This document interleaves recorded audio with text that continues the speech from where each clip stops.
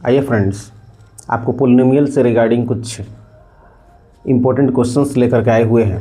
और ये क्वेश्चन जो है ये मीन्स पोलिनोमियल के कॉन्सेप्ट को समझने के लिए बहुत ही इम्पोर्टेंट है। इससे आपका बहुत सा कॉन्सेप्ट जो है वो क्लियर होगा रिगार्डिंग पोलिनोमियल। तो पहला क्वेश्चन है आपका कि the number of zeros of A polynomial can not exceed it's, यानी कि किसी पोलिनोमियल के नंबर ऑफ जीरोज जो हैं वो किससे ज़्यादा नहीं हो सकते हैं। तो यहाँ पे होगा उसके डिग्री से ज़्यादा नहीं हो सकते हैं। मीन्स कहने का ये है कि अगर आपका 2 डिग्री वाला पोलिनोमियल है तो उसके नंबर ऑफ जीरोज जो हैं वो 2 से ज़्यादा नहीं होंगे। अगर 1 डिग्री वाला पोलिनोमियल है तो नंबर ऑफ जीरोज जो हैं वो 1 से ज़्यादा नहीं होंगे। अगर 3 डिग्री वाला पोलिनोमियल है तो नंबर ऑफ जीरोज जो हैं वो 3 से ज़्यादा नहीं होंगे। सेकंड क्वेश्चन है आपका the graph of A quadratic polynomial is in the form of, यानी कि जो क्वाड्रेटिक पोलिनोमियल का ग्राफ होता है वो किस फॉर्म में होता है। तो आपको लिखना मीन्स मालूम होना चाहिए कि वो पाराबोला के फॉर्म में होता है। किस फॉर्म में होता है? पाराबोला के फॉर्म में होता है। उसके बाद तीसरा क्वेश्चन है आपका कि the graph of a linear polynomial is in the form of a, यानी कि लीनियर पोलिनोमियल का जो ग्राफ है वो किस फॉर्म में, तो नाम ही है उसका लीनियर पोलिनोमियल, तो ये होगा आपका स्ट्रेट लाइन के फॉर्म में होता है। किस फॉर्म में होता है दोस्त? स्ट्रेट लाइन के फॉर्म में होता है।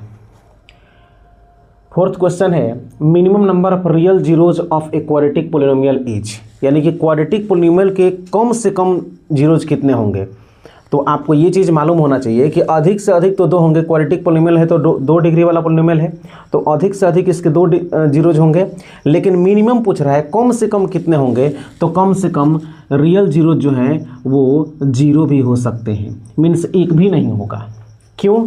क्योंकि मीन्स ऐसे भी क्वाड्रेटिक पोलिनोमियल एग्जिस्ट करता है जिसका रियल जीरोज जो है वो पॉसिबल नहीं है। जैसे I am going to take an example to make you understand easily. देखिएगा ध्यान से, एक एग्जाम्पल मैं आपको ले रहा हूँ समझाने के लिए। जैसे यहाँ पे x² प्लस सपोज यहाँ पे मैंने 4 लिख दिया, ये एक क्वाड्रेटिक पोलिनोमियल है और इसका जीरोज फाइंड आउट करने के लिए आप क्या करेंगे, x² plus 4 is equal to 0 लिखेंगे।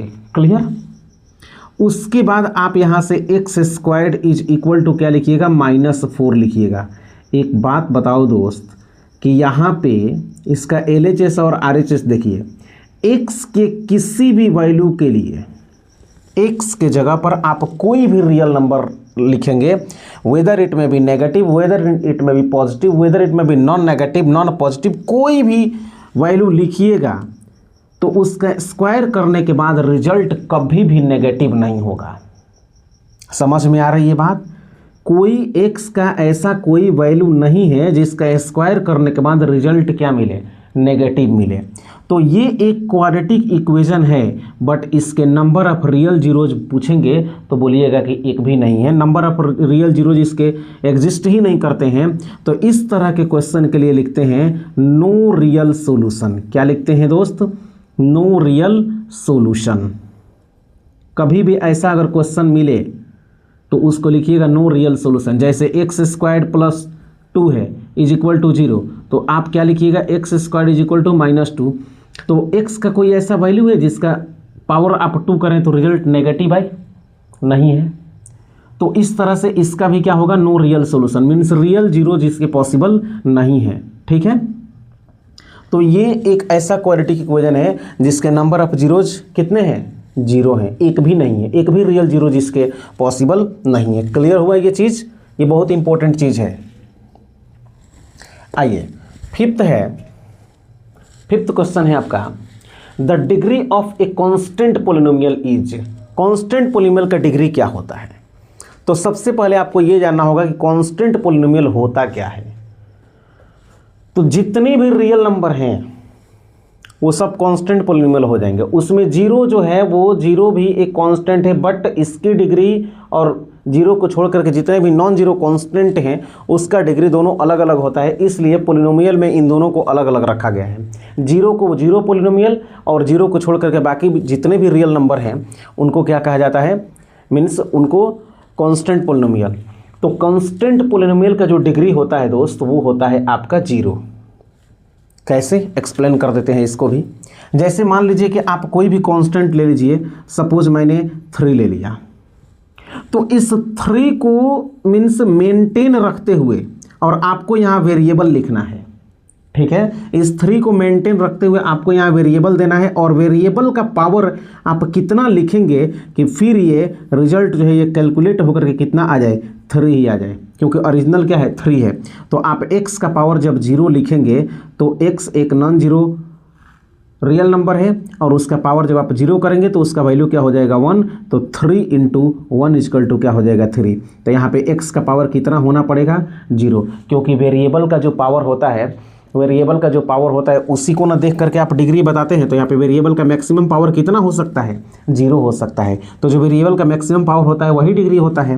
तो वेरिएबल का मैक्सिमम पावर यहाँ पे कितना होगा, 0 होगा। तभी जा करके ये मीन्स ये x⁴ जो 0 जो है ये आपको रिजल्ट क्या देगा, 1। तो आप 3 × 1 लिखेंगे तो ये रिजल्ट क्या आ गया, आपका फाइनल रिजल्ट क्या आ गया, 3। तो 3 एक कॉन्स्टेंट पोलिनोमियल है और इसका डिग्री क्या होगा, 0 होगा।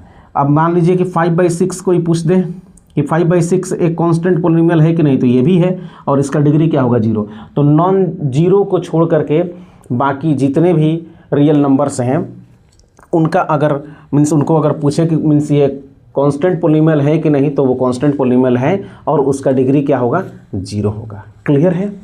आइए अब देखिए, ये क्लियर हो गया आपका। कांस्टेंट पोलिनोमियल का डिग्री क्या होता है, 0 होता है, याद रखिएगा। कांस्टेंट पोलिनोमियल का डिग्री क्या होता है, सॉरी इसमें नहीं, कांस्टेंट पोलिनोमियल का डिग्री क्या होता है, 0 होता है।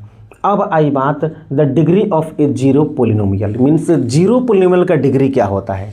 तो जीरो पोलिनोमियल का डिग्री जो होता है दोस्त, यहाँ लिख दीजिएगा अनडिफाइंड, मीन्स वो डिफाइंड नहीं है, एग्जिस्ट नहीं, मीन्स जैसे कहने का मतलब ये है कि 0 है। अब इसके इनटू में आप x एक वेरिएबल लेते हैं तो इस वेरिएबल का पावर आप 0 लिखिए, वेरिएबल का पावर 1 लिखिए, 2 लिखिए, 3 लिखिए, 4 लिखिए, क्या फ़र्क पड़ेगा, 2026 ही लिख दीजिएगा। तो जब इसका कोएफिशिएंट ही 0 है तो ये पूरा सिस्टम ही क्या हो जाएगा, आपका 0 हो जाएगा। इसलिए ये मीन्स डिफाइंड नहीं है। तो 0 का जो डिग्री है, जीरो पोलिनोमियल का जो डिग्री है वो डिफाइंड नहीं है, अनडिफाइंड है, इसका कोई डेफिनेशन नहीं है। क्लियर हुआ। उसके बाद 7वां नंबर क्वेश्चन है आपका, ए क्वाड्रेटिक पोलिनोमियल, ये बहुत इंपॉर्टेंट है। A quadratic polynomial whose zeros are reciprocal of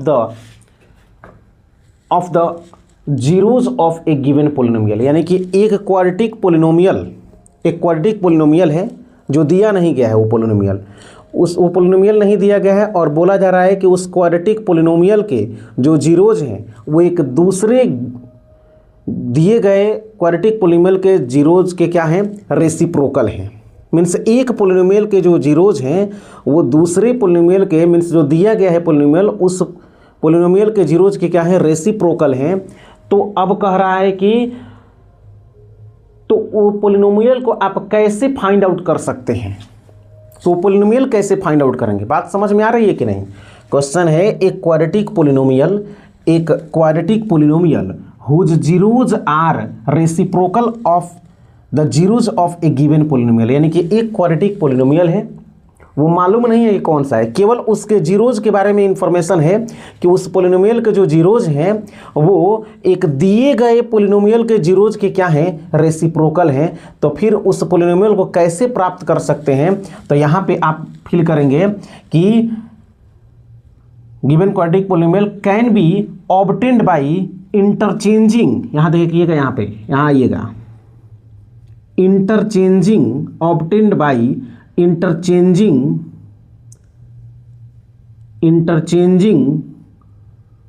the coefficient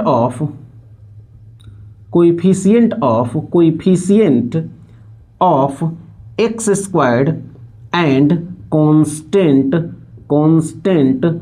term, यानी कि एक कोई क्वाड्रेटिक पोलिनोमियल है जो मालूम नहीं है, केवल उसके जीरोज के बारे में इंफॉर्मेशन ये है कि उस क्वाड्रेटिक पोलिनोमियल के जो जीरोज हैं वो एक गिवन क्वाड्रेटिक पोलिनोमियल के जीरोज के क्या हैं, रेसिप्रोकल हैं। सपोज मान लीजिए कि आपके पास ये means x squared plus b x plus c है। ठीक है, अब कह रहा है ये कि एक कोई पोलिनोमियल है, वो मालूम नहीं है कौन सा पोलिनोमियल है, लेकिन उस पोलिनोमियल के जो जीरोज हैं वो इस गिवन पोलिनोमियल के जीरोज के क्या है, रेसिप्रोकल हैं। रेसिप्रोकल मीन्स अगर एक इसके अगर अल्फा है और बीटा है तो उसके जो है वो क्या होंगे, 1/अल्फा और 1/बीटा। तो अब इस पोलिनोमियल को फाइंड आउट करने के लिए बोल रहा है कि आप एक्स स्क्वायर्ड के कोएफिशिएंट और कांस्टेंट टर्म को इंटरचेंज कर दीजिए। मीन्स इसको आप यहां लेके चले जाइए और इसको यहां लेके आ जाइए।